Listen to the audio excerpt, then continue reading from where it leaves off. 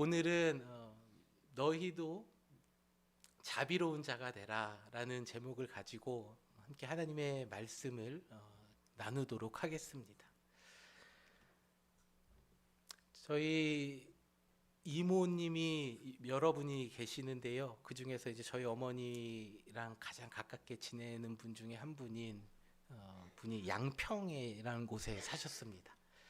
양평에 이모 집에 방학 때 되면 또 어떤 일이 있으면 자주 놀러 가고 했는데, 그 언젠가 제 기억 가운데에 그 추수를 다 끝난 시기였어요. 그런데 이모 집에 있는 그 감나무가 있었는데, 감나무에 감이 이렇게 몇 개가 듬성듬성 매달려 있는 것을 제가 보았습니다. 그래서 사촌 동생에게 저거는 왜 안 따? 라고 얘기를 했어요.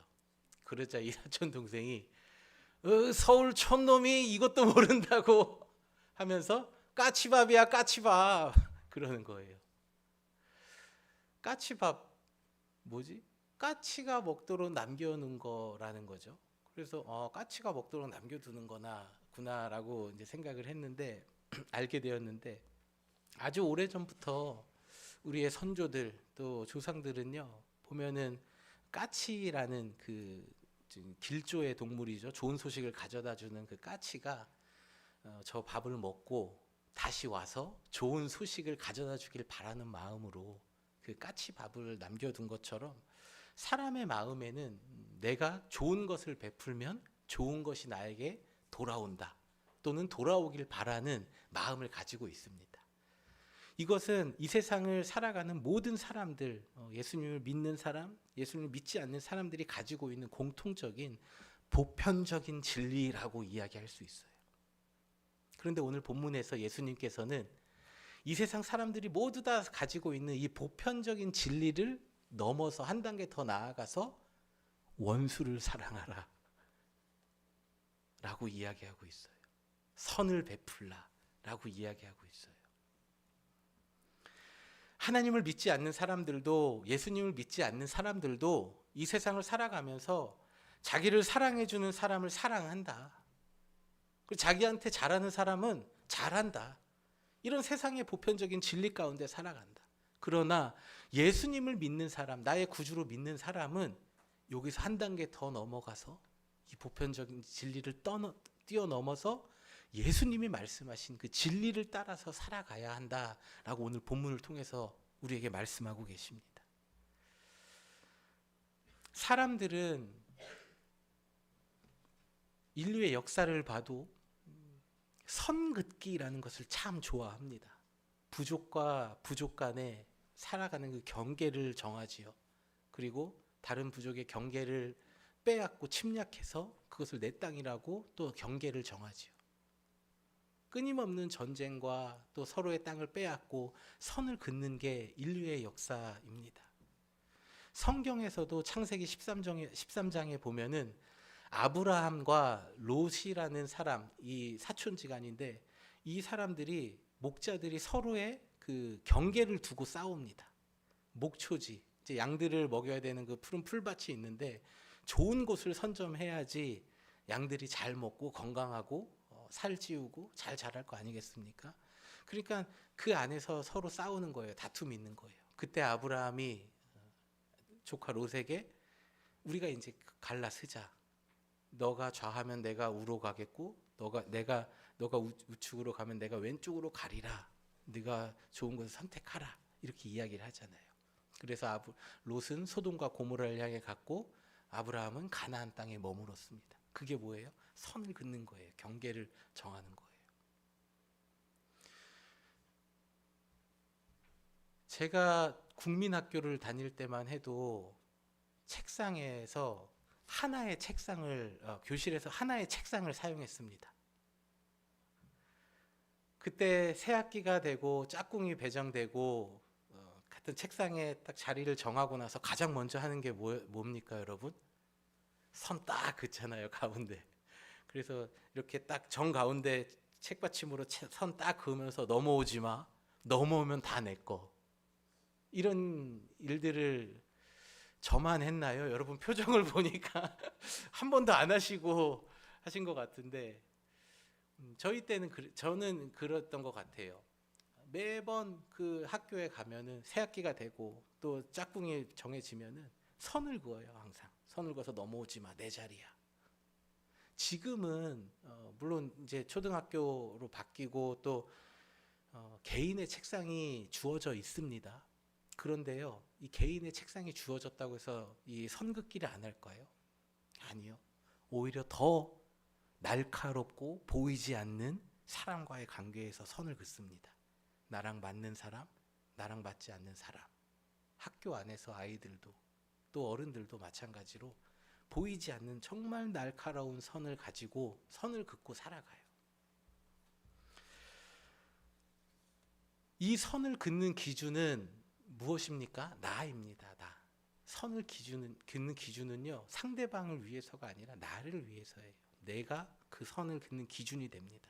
그래서 내 마음에 들고 내 마음에 안 들고 나와 맞지 않는 사람은 미운 마음이 들고, 이것이 점점 심해지고 시간이 가면서 적대감, 그러니까 막 분노와 화를 일으키는 마음을 느끼고 결국에는 원수와 같이 여기고 손절하고 또 단절하고 살아갑니다.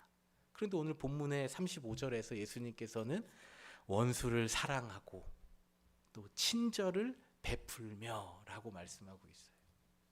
예수님께서는 우리에게 전혀 새로운 그 패러다임을 제시하는 거예요. 그것은 세상의 보편적인 진리, 사람들의 살아가는 방식이 아니라 천국 백성으로서 하나님의 자녀로서 살아가야 될 분명한 기준을 우리에게 제시하고 있는 것입니다. 나와 정말 맞지 않는 사람들 여러분 있지요. 우리가 살면서 경험합니다. 그런데 우리가 점차 사회의 구성원으로서 우리가 성장하고 이 사회 안에서 길들여지고 또 성장하면서 그런 사람들을 대할 때 우리는 겉으로 나이스 하게 대할 수 있어요. 그냥 웃으면서 잘 지내세요? 이렇게 이야기하고 좋게 지낼 수 있습니다.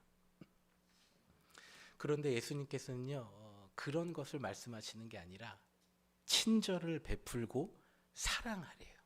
여기서 사랑하는 거는 그냥 마음만을 가지고 사랑해야지 이게 아니라 친절을 베풀고 어떤 행동이 반드시 따라야 된다는 거죠. 그 사람에게 친절한 마음으로 대해주고 그 사람이 나에게 내 마음에 들지 않고 나의 마음을 분노를 일으키는 사람일지라도 그 사람에게 친절을 대해주고 사랑하는 마음, 용서해주는 마음을 가지고 용서하고 사랑해야 된다고 말씀하고 계십니다. 예수님께서 우리를 위해 십자가에서 죽어주신 것처럼 우리도 우리에게 잘하지 못하고 미운 사람들, 원수와도 같은 사람에게 사랑을 베풀어주고 용서해주고 친절한 삶을 살아가야 합니다. 우리는 이런 이야기를 교회 안에서 너무나 많이 듣습니다. 교회 오면은 사랑해야 된다, 용서해야 된다, 이런 얘기를 너무나 많이 들어서 잘 알고 있어요. 그런데 여러분 어떻습니까? 여러분이 그 과거의 삶 가운데에서 또 오늘도 또 지난주도 용서해야 된다, 자비한 사람이 되어야 된다, 이 하나님의 말씀, 이 예수님의 말씀을 듣고 있지만 우리가 이런 사랑은 우리의 삶에서 할 수 없다고 느낄 때가 많이 있는 것 같아요. 이게 너무 불가능하다, 예수님은 너무나 이상적인 것을 제시해 줬다, 맞는 말이지만 너무 힘들다라고 우리는 느낄 때가 있어요. 그런데 여러분, 우리는 속으면 안 돼요. 우리는 속으면 안 돼요. 우리 모두는요, 이러한 사랑을 삶 속에서 경험하고 또 그 사랑을 베풀고 살아가고 있는 사람들입니다.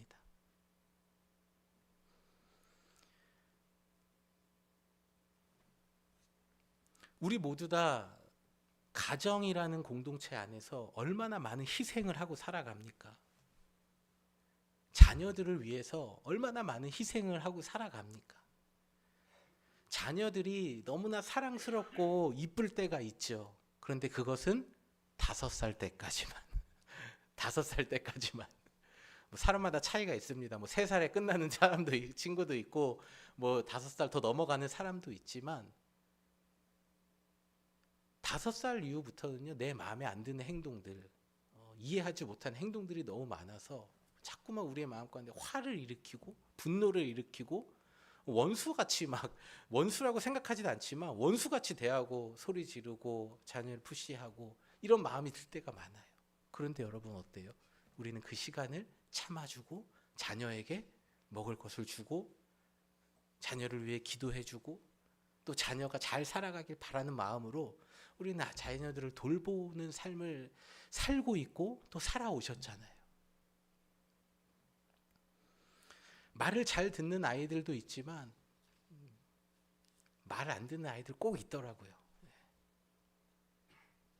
정말로 말 잘 듣는 자녀들 있는 분도 계시겠지만 그 안에 말 안 듣는 그 블랙쉽 같은 애들이 꼭 있어요. 쟤는 누굴 닮아서 저러나. 그런데 그 부모가 그 마음에 안 드는 자녀, 정말 꼴 보기 싫고 화가 나고 그런 자녀를 버립니까? 버릴 수 있습니까? 다른 사람 얘기하는 게 아니라 여러분에게 묻는 겁니다. 여러분 자녀를 버리실 수 있겠어요? 끝까지 사랑하고 친절을 베풀어 주는 것이 바로 부모의 사랑 아닙니까?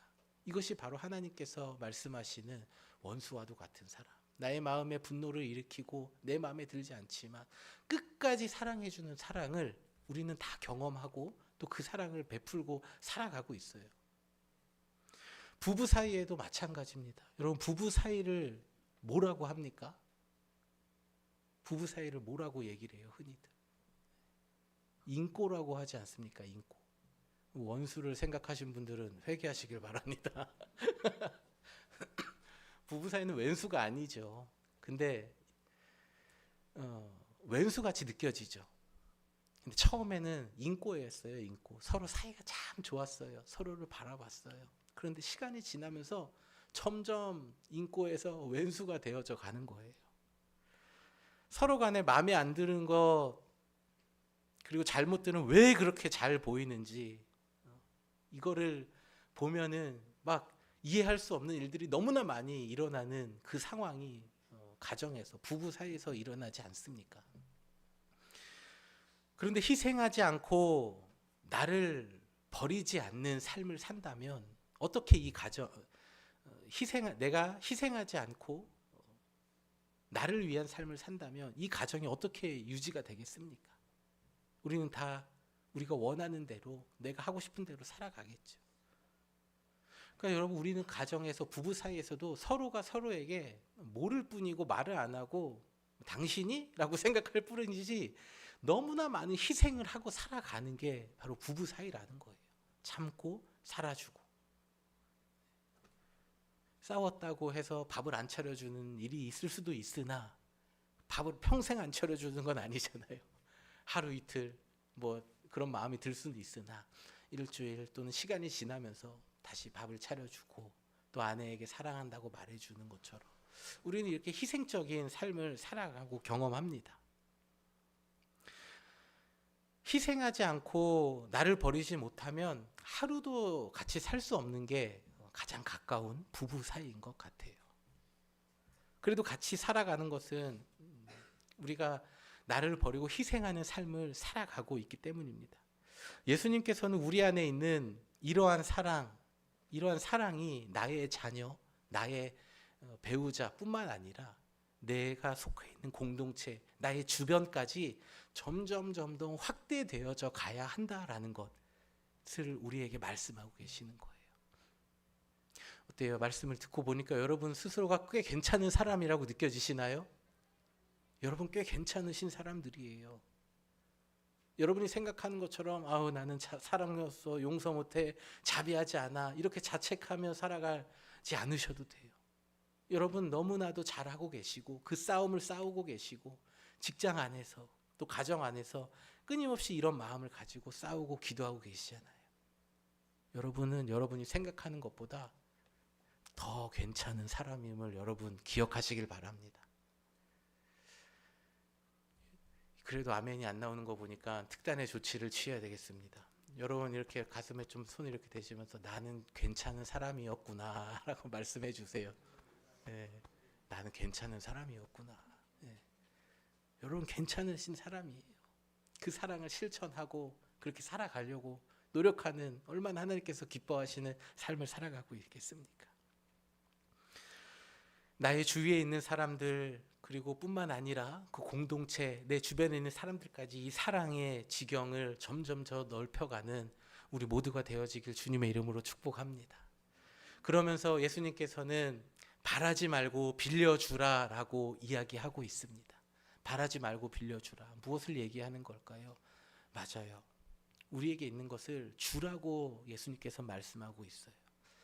지금은 많이 그런 일들이 일어나지 않는 것 같아요. 그런데 예전에만 봐도 서로가 사이에 돈을 빌리는 금전적인 거래가 오고 가는 일들이 굉장히 많이 있었습니다.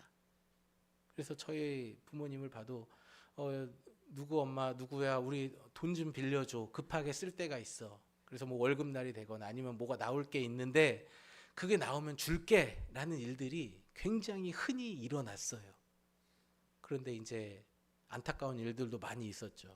갑자기 그분이 사라진다거나 그걸 못 받는 일들이 많이 일어나고 그랬지만 월급날이 되면 이자까지 잘 쳐서 줄게 하는 말을 믿고 빌려줬는데 월급날이 되어서 돈 빌려준 사람 사라지고 이러한 빌린 돈 뜯긴 돈만 해도 우리의 부모님 그리고 우리 할머니 할아버지들까지 다 합치면 아마 집 한두 채는 여러분 다 아마 가지고 있으셨을지도 몰라요.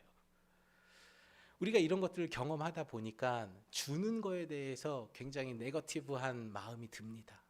의심을 하게 되고 이제 그것을 선뜻 나서지 못하게 흔쾌히 허락하지 못하는 시대가 점점 되어가고 있는 거죠. 그러니까 이 사회가 주는 문화 속에서 우리도 길들여지고 있고 그 사회의 문화 속에 녹아져 있는 거예요.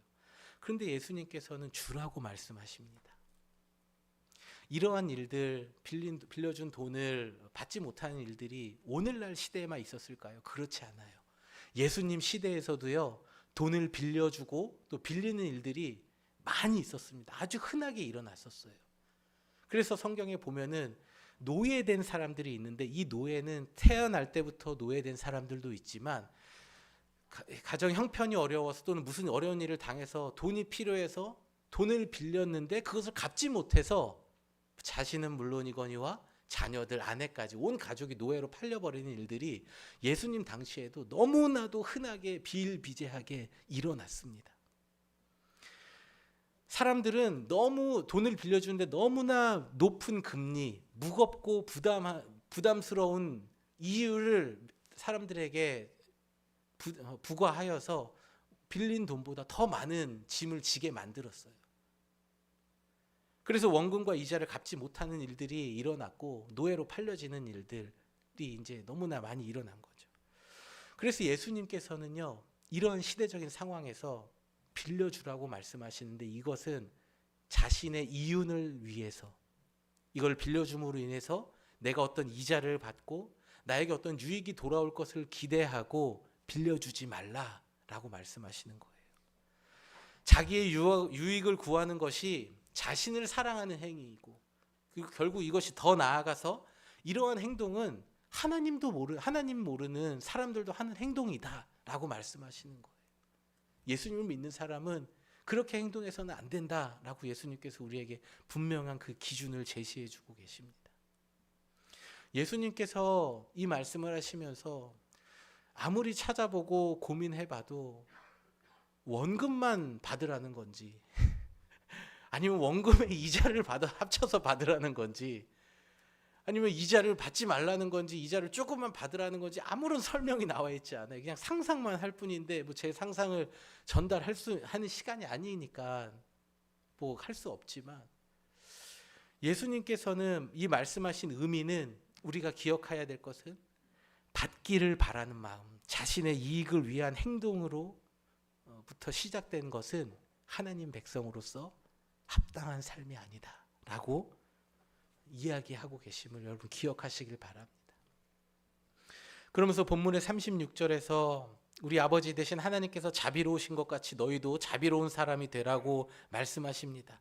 이 자비는 상대방을 사랑하고 가엾게 여긴다라는 의미를 가지고 있는데 이 자비를 뜻하는 영어가 mercy라고 하잖아요. 근데 이 mercy의 루트 어원, 그 뿌리를 보면요, 무언가에 대한 대가, 임금, 보상을 뜻하는 멀세스라는 단어에서 왔습니다. 이 멀세스는 여러분 메르세데스 벤츠 아시죠? 예, 그거랑 똑같아요. 메르세데스가 자비를 뜻하는 거예요. 근데 이 안에 자비의 뜻에 있는 그 안에 있는 의미는 대가, 보상이라는 뜻을 가지고 있습니다. 그래서 예수님 당시에 사람들은요, 어떠한 모양으로든 또 어떠한 방법으로든 사람들에게 자비를 베풀면요, 그것이 물질적으로든 또는 정신적으로든 정서적으로든 영적으로든 나에게 어떠한 보상이 주어진다라고 생각을 했어요. 그래서 사람들이 자비를 베푸는 거는 내가 다른 사람에게 돈을 빌려줌으로 인해서 나에게 이윤이 생기고, 내가 선한 일을 함으로 인해서 하나님께서 나에게 복 주시겠지, 이러한 어떠한 대가나 보상을 바라고 시작되었어요. 그런데 예수님께서는 이 자비의 의미를 완전히 바꿔놓으셨습니다. 어떠한 보상을 바라고 대가를 바라고 자비를 베풀라는 것이 아니라 기준이 있는데요, 너희 아버지가 자비로우신 것 같이, 하나님 아버지가 자비로우신 것 같이 너희도 자비로운 자가 되라고 말씀하세요. 너희의 삶에 어떠한 대가나 보상을 위해서 너희 자비로운 자가 되라 말씀하지 않으셨어요. 너희 아버지께서 자비로우신 것 같이 너희도 자비로운 자가 되라라고 말씀하십니다. 하나님의 자비는 무엇입니까? 영원히 죽을 수밖에 없는 죄 가운데 살아가는 우리를 위해서 어떠한 아무런 대가나 보상 바라는 것 없이 예수님 그리스도를 이 땅에 보내주시고, 그 예수님께서 십자가에 죽어주시기까지 우리를 사랑하고 용서해 주신 그 하나님의 자비와 사랑 아닙니까?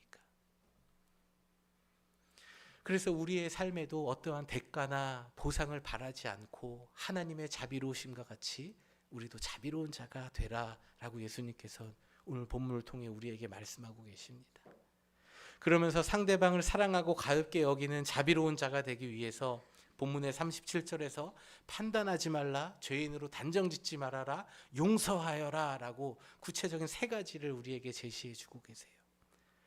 예수님께서도 이 땅에 오셔서 사람들에게 손가락질 당하고 비난받으시고 쫓겨나시기도 하고 십자가에 매달리시고 죽으시고 또 심하게 모질게 매를 맞으셨습니다. 그런 모든 상황, 예수님을 비판하고 정죄하고 용서하지 않는 그런 상황 가운데서 예수님은 어떻게 하셨습니까? 십자가에 달리셔서 죽어주시기까지 우리를 사랑하여 주시고, 우리를 비판하지 않으시고 정죄하지 않으시고, 내가 너희를 사랑한다, 죽기까지 용서의 모습, 그 본을 보여주셨잖아요. 미움과 분노가 차오르는 그 상황에서 예수님은 어떻게 하셨습니까?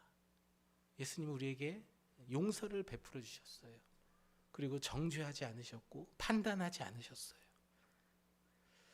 우리도 날마다 나에게 상처를 주는 사람들, 어쩌면 나의 주변에 이러한 사람들이 인해서 지금 힘든 시간을 보내고 계신 분들이 계실지도 모르겠어요. 내 안에 원망과 미움의 감정이 일어나는 이 상황 가운데에서 예수님은 어떻게 하셨습니까? 죽기까지 사랑해 주신 것처럼 판단하지 않으시고 정죄하지 않으시고 용서해 주신 것처럼 우리도 예수님을 바라보며 예수님께서 보여주신 그 모습을 기억하며 판단하지 않고 정죄하지 않고 용서하는 삶을 살아가야 할 줄 믿습니다. 오늘 본문의 38절에서 이렇게 말씀하고 계세요. 주라, 그리하면 너희에게 줄 것이니 곧 후히되어 누르고 흔들어 넘치도록 하여 너희에게 안겨주리라. 여러분이 말씀 들으면 너무나 가슴이 뛰지 않습니까? 하나님께서 주시는 축복은요, 어느 정도 우리의 생각하는 만족이 아니라 하나님께서 주시는 축복은 누르고 흔들어서 넘치도록 쌓아서 우리에게 안겨주신다고 성경은 말씀하고 있어요. 이러한 놀라운 축복을 우리는 이 땅을 살아가면서 받고 살아야 되지 않겠습니까? 그러한 삶을 살아가기 위해서는 우리는 주는 삶, 자비를 베푸는 삶, 판단하지 않고 용서하고 다른 사람을 정죄하지 않고 끝까지 용서해주는 삶을 살아갈 때에 하나님께서는 우리에게 이 본문의 마지막 절과 같은 흔들어 차고 넘치도록 부어주시는 은혜를 주시는 분이십니다. 그것이 물질적이든 영적인 풍요로움이든 우리의 가정과 삶이 평안과 평안 가운데에서 자자손손 번성하는 축복이든 그 어떠한 모양일지 우리는 알 수 없지만 하나님께서는 그것을 우리에게 주시길 원하시는 분이심을 기억하시길 바랍니다. 여러분의 삶 속에도 이러한 축복과 하나님의 은혜가 차고 넘치기를 주님의 이름으로 축복합니다. 오늘 말씀의 결론입니다. 예수님께서 오늘 본문을 통해서 우리가 이 땅을 살아가면서 원수와도 같은 사람들, 내가 보기 싫은 사람들, 내 안에 미움의 감정을 자꾸만 유발하는 사람들, 그런 사람들을 사랑하라고, 친절을 베풀라고, 더 나아가서 주라고까지 말씀하세요. 이 수준 높은, 그리고 우리가 할 수 있을까 하는 이 예수님의 말씀 앞에서 때로는 목회자인 저도 좌절할 때가 있습니다. 이 세상을 살아가는 우리 모두 다 예수님 말씀 앞에서 좌절하고 내가 할 수 있을까? 그렇지 못할 것 같은데 라는 마음을 가지고 살아가죠. 근데 예수님께서는 어떻게 합니까? 원수와도 같은 사람에게 자비를 베풀래요. 원수와도 같은 사람에게 친절히 대하래요. 이 말씀을 머리로는 이해하지만 우리의 가슴으로도 맞아, 그렇게 해야지, 예수님 말씀에 순종해야지라고 가슴으로도 이해하겠지만 이것을 우리의 행동으로 실천하는 것은 정말 어려운 일 같아요. 날마다 우리는 이것을 경험하고 살아가고 있지 않습니까? 우리 주변에 여전히 원수와 같은 사람이 있습니다. 아무리 기도하고 예배드리고 말씀 듣고 하나님의 이름을 부르짖어도요, 내 마음을 힘들게 하고 나의 마음 가운데 어떤 분노를 일으키는 사람들은요 사라지지가 않아요. 그래서 저는 그렇게 얘기를 해요. 천국 가야지 사라진다고. 이 땅을 살아가면서 우리는 날마다 끊임없이 이걸 경험해야 돼요. 그걸 통해서 하나님 앞에 더 나아갈 수 있고 그걸 통해서 하나님과 더 가까워지는 계기가 되기 때문입니다. 상대방을 바라볼 때마다 또 누군가를 볼 때마다 마음의 분노와 원망이 일어나고 그 사람을 판단하고 정죄하고 용서하지 못하는 마음이 일어날 때 우리는 어떻게 해야 됩니까? 자비로운 사람이 되기 위해서는요, 방법은 딱 한 가지예요, 여러분. 방법은 딱 한 가지입니다. 자비로우신 하나님의 은혜를 날마다 경험하라. 우리가 자비로운 사람이 되기 위해서는요, 우리에게 자비를 베풀어 주시는 그 하나님 아버지의 은혜를요, 우리의 삶 속에서 날마다 경험을 해야 돼요. 슬픈 일이 있지만 기도할 때 위로 주시는 하나님 앞에 나아가야 됩니다. 억울한 일이 있지만 나의 억울한 마음을 알아주시는 그 하나님 앞에 기도의 자리로 나아가서 그 억울함을 하나님으로부터 위로받아야 돼요. 매우 곤란하고 어렵고 죽고 싶은 절망적인 상황에 있지만 하나님의 도우심을 바라보며 기도할 때에 그 어려운 상황을 이겨내게 하시고 그 어려운 상황, 길이 보이지 않는 상황에서도 길을 내게 해주시는 그 하나님의 자비하심을 날마다 경험하며 그 자비로우신 아버지 하나님, 우리 자비로우신 예수님을 닮아가며 자비로운 삶을 살아가는 우리 모두가 되어지길 주님의 이름으로 축복합니다. 우리 모두 이 시간 자리에서 일어나셔서 우리의 몸과 영혼을 그리스도 예수의 은혜로 채워주시옵소서. 간절한 마음을 담아 주님 앞에 찬양 드리도록 하겠습니다. 오 나의 자비로운 주여, 나의 몸과 영혼을 주의 은혜로 다 채워주소서.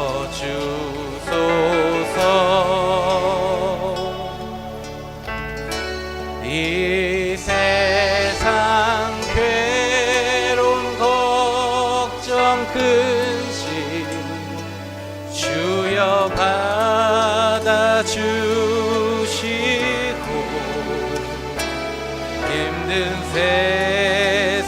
향해서 인도하소서.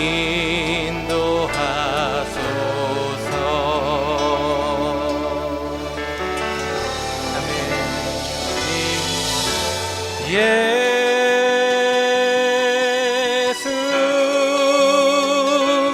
오 예수,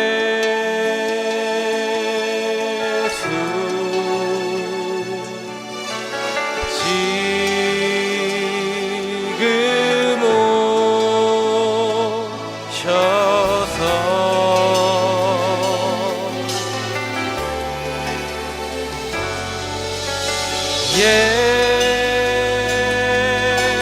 예수, 오 예수,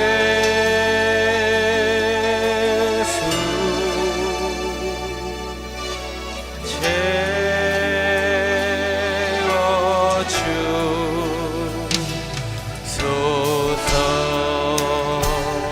우리 한 번 더 찬양합시다. 오 나의 참. 주님, 시간 나의 몸과 영혼을 하나님의 자비하심, 주님의 은혜로 날마다 채워주시옵소서.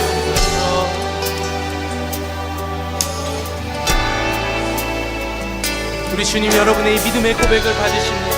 온 마음을 다해 주님 앞에 찬양 드리십시오. 외로운 성전 크신 주여 받아주시고 힘든 세상에서 인도하소서. 우리의 간절한 마음을 담아 주님 앞에 찬양 드리십니다. 예수,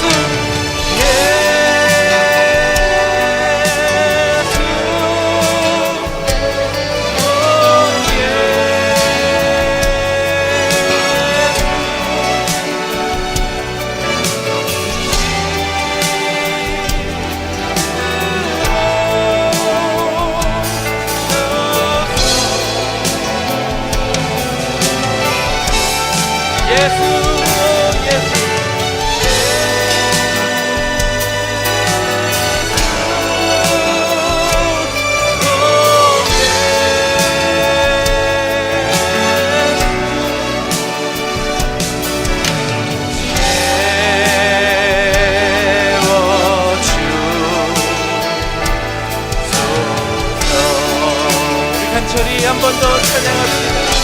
예수, 오 예수님, 자비하신 예수님, 주님 이 시간 나의 마음을 주님의 은혜로 채워주시옵소서.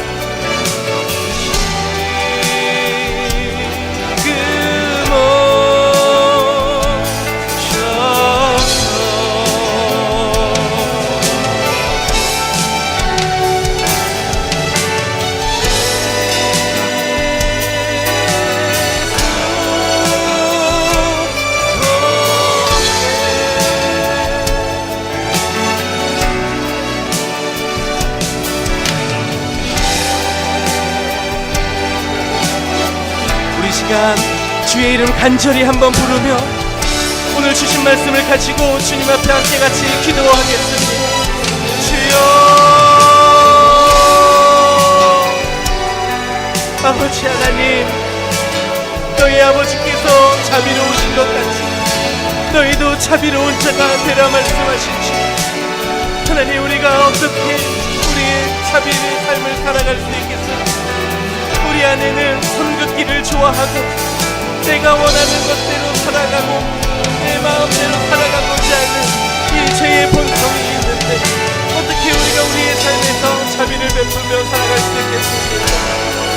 우리가 자비로의 삶을 살아가기 위해서는 자비하신 하나님의 은혜를, 자비하신 예수님을 날마다 우리의 삶 가운데에서 만나고 그 자비의 삶을 살아갈 수 있는 줄 믿사오니 하나님, 우리 가운데에 자비를 허락하여 주시옵소서. 날마다 누군가를 용서할 수 없는 상황, 누군가를 통해 상처받고 눈물 짓고 마음이 상함을 경험하는 상황에 있지만 어느 상황 가운데에서도 주님 앞에 기도로 나아가고 주의 이름을 부를 때에 자비의 하나님, 자비로우신 예수님의 은혜가 우리의 삶에 채워지는 것을 날마다 경험하는 주의 백성들 되게 하여 주시옵소서. 하나님의 자비하심을 경험하며 하나님의 자비하심을 감사하며 우리의 삶이 자비로 가득 차게 하시고 우리도 예수님처럼 하나님의 자비하심을 닮아 자비로운 자가 되는 복된 성도의 삶을 살아가는 저희들 되도록 주님 우리의 삶을, 우리의 마음을 주님의 은혜와 사랑으로 날마다 새롭게 채워주시옵소서. 우리 간절히 바라며 예수 찬양하시오.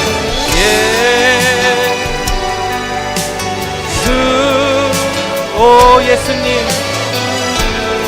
이 시간 우리의 마음의 문을 열고 주님의 은혜를 사모합니다. 지금 오시옵소서.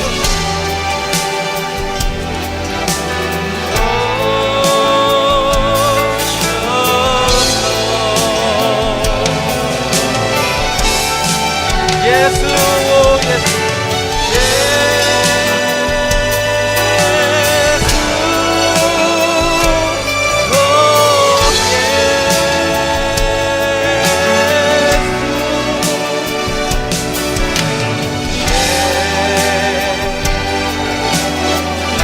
우리 마지막으로 한 번 더 우리 두 손을 하나님께로 향하여 높이 들고 우리 함께 찬양할까요? 주님 채워주시옵소서. 아멘. 주님 감사합니다. 주님 감사합니다. 하나님의 자비하심과 은혜로 우리의 삶을 채워주시옵소서.